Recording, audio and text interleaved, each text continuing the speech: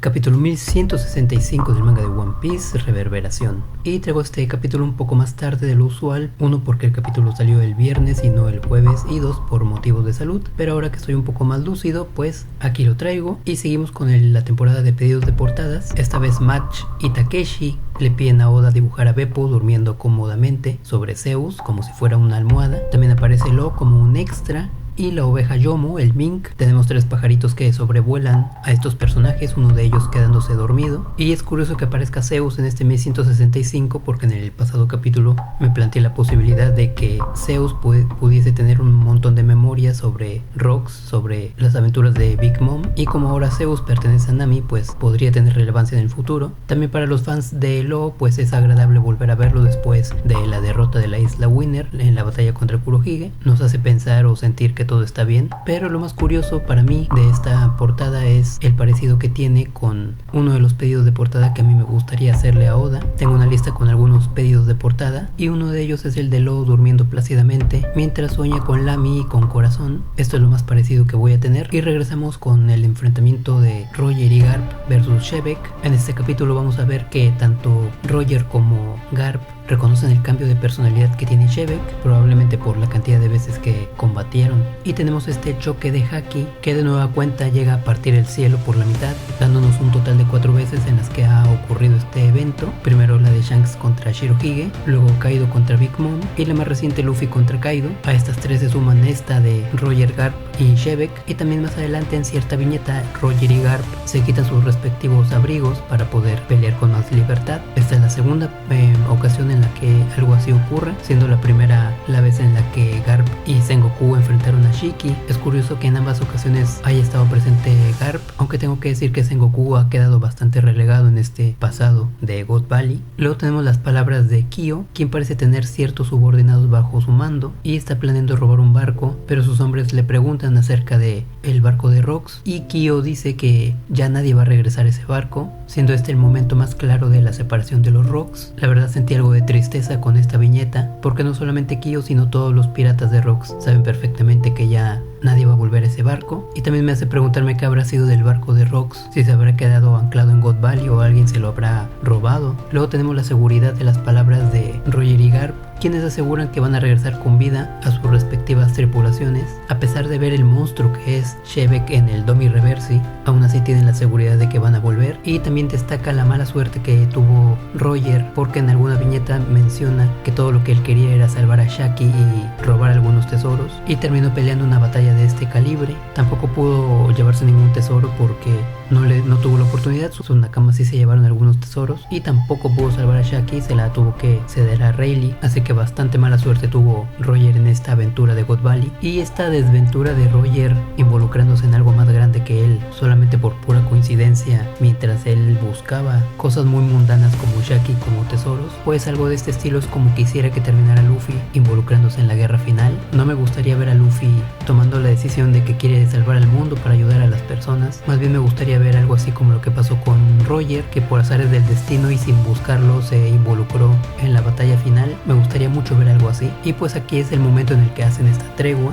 siendo Roger el que la propone. Luego tenemos esta viñeta en la que Roger está lanzando un ataque a distancia con su espada. Curiosamente no tiene ningún nombre este ataque, y mientras ambos pelean con Shebek, me llama la atención que Garp llega a reconocer el estado de maldición en el que se encuentra Shebek. Y pues la pregunta es, ¿cómo sabe Garp que esto es una maldición? Puede ser que Garp haya reconocido este estado por alguna información que tenga, aunque viéndolo sorprendido por el aspecto de Imu en God Valley, pues lo dudo bastante. Y también tenemos la huida de los nakamas de Roger. Vemos que Rayleigh se lleva a Shaki, los demás llevan cargando tesoros, y uno de estos nakamas, Taro, es quien se lleva el cofre en el que está Shanks. Es idéntico al cofre que vimos en capítulos pasados. Estuve observando el resto de los cofres para ver quién era el nakama que tenía el primer contacto con Shanks, y ningún cofre se parece al que vimos en capítulos pasados excepto el de Taro, así que podemos decir que Taro fue el primer contacto con Shanks de parte de la banda de Roger. Y si no llegamos a ver escenas posteriores del incidente de God Valley, pues podemos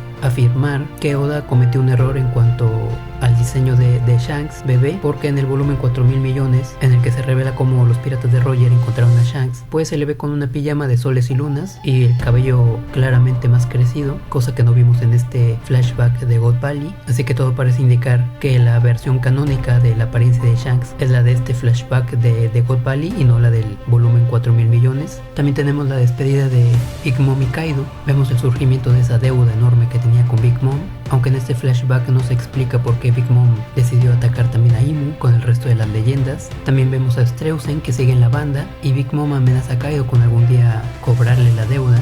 Kaido dice que estará listo y pues es lo que vimos en Wano cuando se enfrentaron, aunque al final decidieron aliarse. También hay un dato curioso porque una de las primeras veces que vimos a Lin Lin joven parecía como si estuviese otra vez de vuelta en el barco de Rocks o en Hachinosu buscando desesperadamente a Kaido, dándonos a entender que Kaido había desaparecido después del incidente de God Valley sin haberle avisado a Big Mom. Pero en este 1165 podemos ver claramente que tuvieron una especie de despedida, así que esto es pues una inconsistencia del manga. Y luego tenemos al padre de Marco, Apollo Gram, una de las cosas que más me llamó la atención de este 1165, capitán de los piratas de Polo, y tomando en cuenta su nombre, Polo Gram, más el nombre de su hijo Marco, que es lo más seguro que sea el padre de Marco, pues nos da el nombre de Marco Polo, el famosísimo mercader italiano cuyas aventuras ahora son parte de la literatura mundial. No me había pasado por la cabeza el hecho de que Marco, el nombre de Marco, podía estar influenciado por este personaje hasta que nos presentaron a Apollo Gram. Y en cuanto al segundo nombre,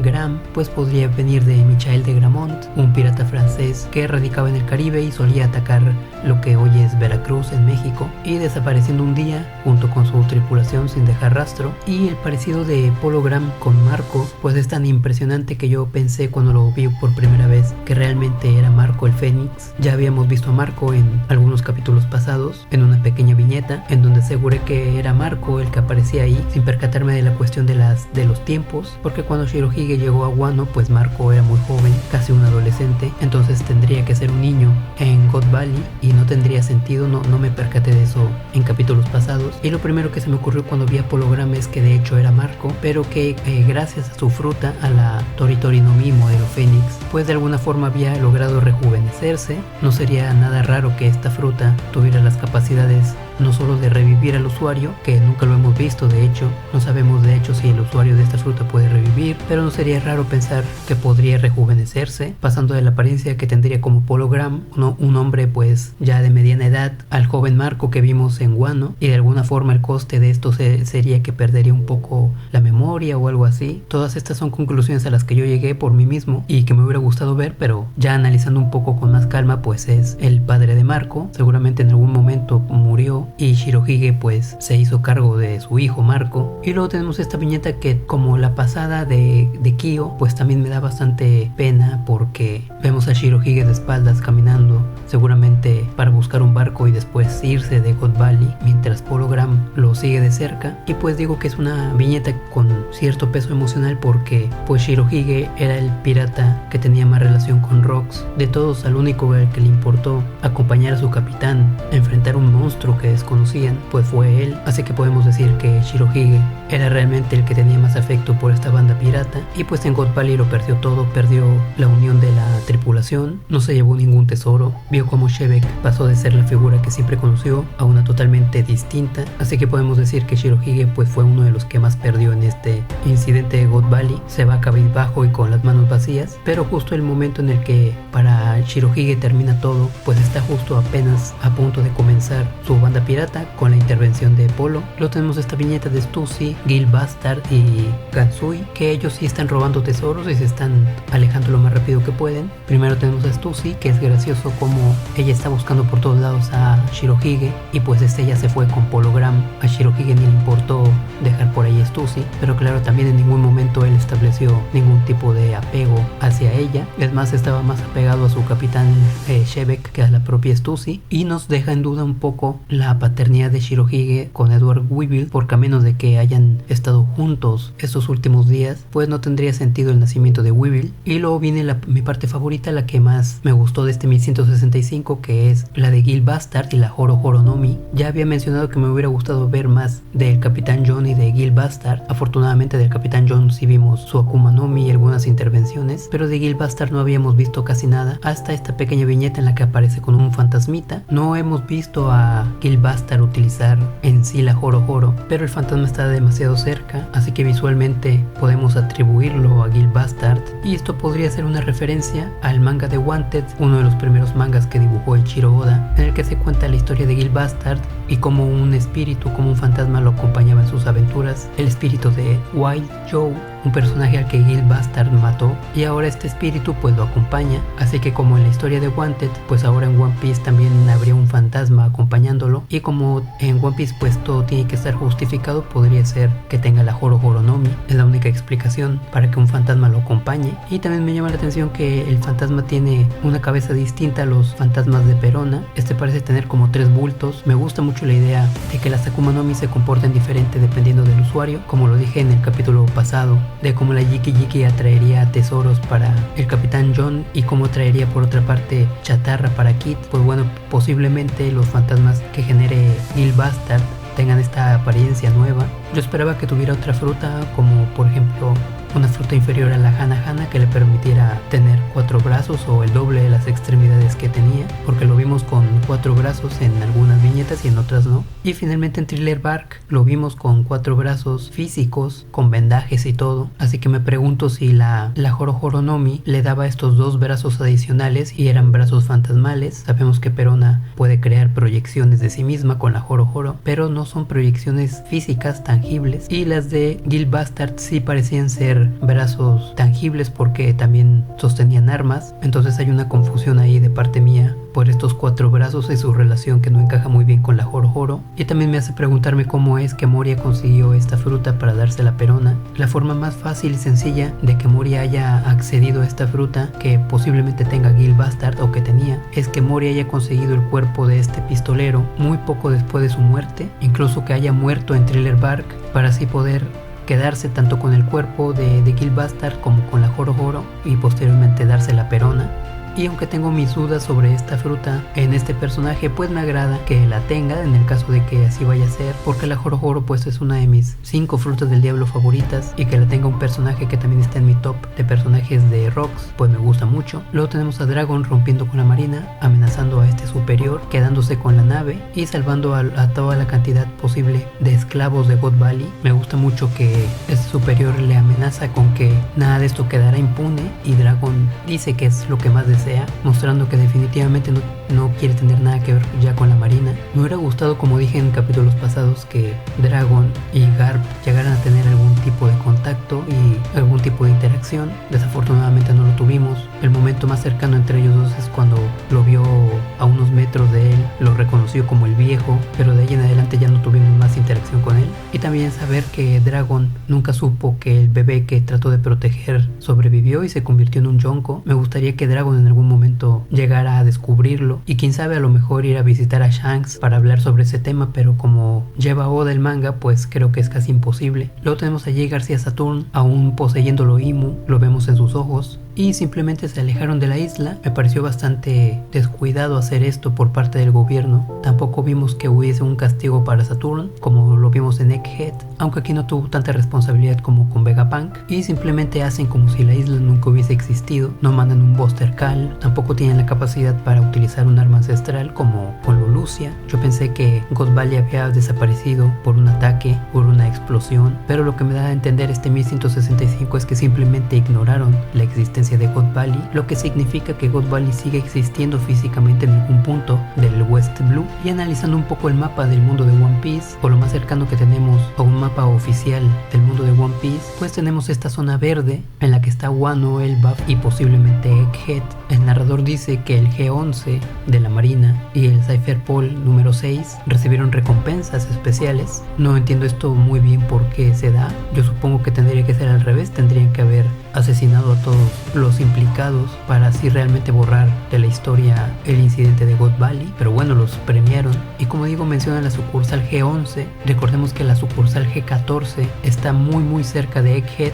y considerando que del 11 al 14 solamente hay 2 números, pues esto supondría que God Valley no estaría muy lejos de esta zona verde, pero como dije, God Valley se encuentra en el West Blue, un mar bastante alejado de esta zona verde, así que no sé si esta sea una inconsistencia espacial, a menos que a God Valley haya sido enviado una unidad de la Marina que no tiene nada que ver con su proximidad, en este caso el G-11, esa podría ser una explicación, y otra es que God Valley esté muy cerca de Hachinosu, pero sin salir del West Blue. Y una de las cosas que me decepcionaron, porque pues este capítulo ya es el último del acontecimiento de God Valley, pues es la participación de los Caballeros de Dios. No aparecieron a pesar de que se nos presentaron, los vimos buscando al bebé de Garling, pero ya no volvieron a aparecer. Pensé que habría un enfrentamiento entre Imu poseyendo a Jay García Saturn, acompañado de los Caballeros de Dios, contra todos los piratas de Rocks y los de Roger, y fue una de las cosas que me decepcionaron de este flashback de God Valley. Luego tenemos la parte en la que Garp y Roger hablan un poco acerca del haki, pero antes de alguna forma Roger le reclama a Garp el desconocimiento que tiene él como marín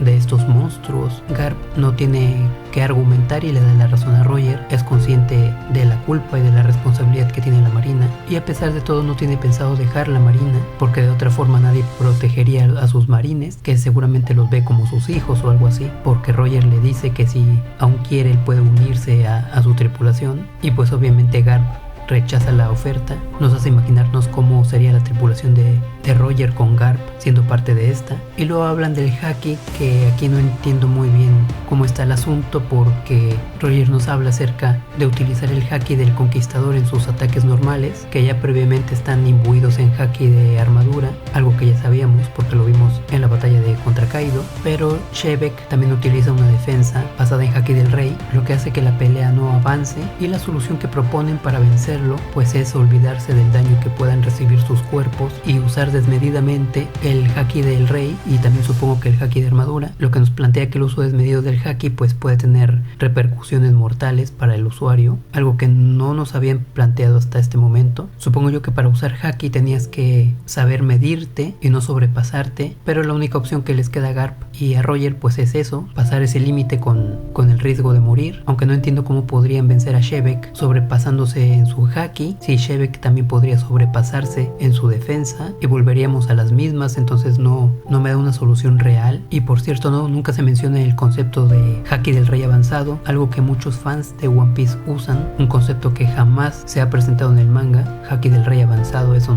nunca se ha dicho, Oda nunca lo ha puesto en su manga. Y sobre los power-ups, es que espero que no vaya a Oda a sacar uno así de repente, porque yo no soy muy fan de los power-ups, porque creo que es muy fácil seguir elevando la cantidad de poderes una tras otra, como en otros mangas, en otros shonens, porque tiene muy poco mérito creativo. Simplemente decir, el héroe utiliza un power up, el villano utiliza uno más fuerte, después el héroe utiliza uno más fuerte que el más fuerte, y luego el villano uno más fuerte que el más fuerte que el más fuerte, y así te vas. Entonces siempre puedes agregar un peldaño más a los poderes, y como dije pues no tiene ningún mérito creativo hacer eso. Más bien lo que a mí me gustaría que pasara es que se encontrara una forma muy sencilla, muy natural de contrarrestar la fuerza del villano o del antagonista, así como el G5 fue la forma más natural de detener en la escala de transformaciones de Luffy, porque si Luffy seguía transformándose pues iba a llegar a estar todo deformado, con 4 brazos, con los ojos blancos, con cola de mono, con alas y un montón de cosas. Pues Oda, en vez de seguir escalando, nos regresó a lo más básico, que es la figura arquetípica del niño de la diversión. Pues de la misma forma, en vez de seguir escalando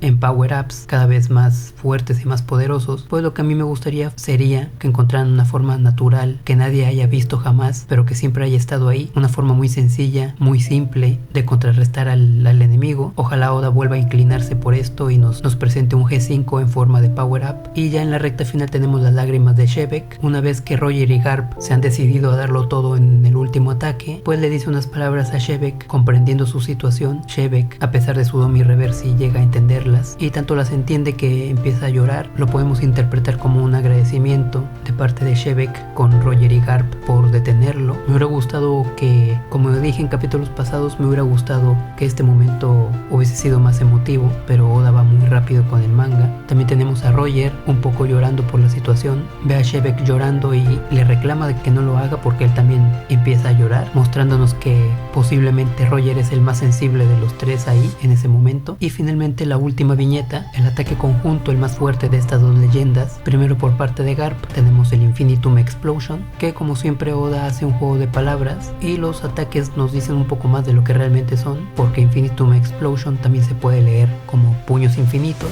Y por parte de Roger tenemos el Hino Kagutsuchi no Ace, que tiene implícito al dios del fuego japonés Kagutsuchi, y también el nombre de su espada y de su futuro hijo Ace. Como siempre las técnicas de Garp aludiendo al espacio, al cosmos, a los planetas, y me sorprendió un poco la de Roger en esta ocasión porque siempre había tenido ataques con hombres muy divergentes, muy en oposición a los dioses, a la autoridad, pero en este ataque menciona el nombre de un dios y ambos son ataques múltiples. Los puños de Garp están envueltos en fuego y también Roger lanza en un solo ataque múltiples cortes, y pues vemos que el cuerpo de Shebek empieza a deshacerse, pero es muy similar al cuerpo del Gorosei o de los caballeros de Dios cuando son dañados, que parece como si estuvieses dañando una sombra o algo así. No sabemos si se va a reconstruir después de esto, que le quitaría mucho impacto porque este es como el ataque final de ambos. Me gustaría ver el cuerpo de Shebek al final o algo así, pero considerando que al final del capítulo nos nombran que este fue todo el acontecimiento, todo el evento de God Valley, pues dudo que haya otro capítulo que nos muestre más información. Espero que sí lo haya. Y ya para terminar, pues como última reflexión, sé que ha habido bastante controversia por lo rápido que va el flashback de God Valley. A mucha gente le ha encantado, enamorado de este flashback, pero tengo que decir que para mi gusto fue demasiado rápido, sobre todo esta parte del enfrentamiento final. Ya desde que Rayleigh recupera a Shaki, pues me pareció que la cosa iba demasiado rápido. Yo esperaba que Rayleigh pasara diferentes pruebas, combatir a diferentes piratas que también estaban interesados en rescatarla, y no sé, al final a lo mejor un enfrentamiento con su capitán para ver quién se llevaba a Shaki. Me hubiera gustado más, me hubiera parecido más interesante eso, que realmente Rayleigh se la ganara por sus méritos en batalla, pero realmente no tuvimos eso. Fue un solo ataque de Rayleigh contra Sans Sommers y fue todo. Luego tenemos el caso de los caballeros de Dios, que pues ni aparecieron. Fue bastante decepcionante no verlos combatir. Tampoco vimos un enfrentamiento entre los piratas de Rocks y los piratas de Roger, que hubiera sido grandioso ver eso. Y el enfrentamiento contra Imu pues fue excesivamente rápido, simplemente dieron un ataque. Me hubiera gustado que por la magnitud del acontecimiento se tardara un poco más.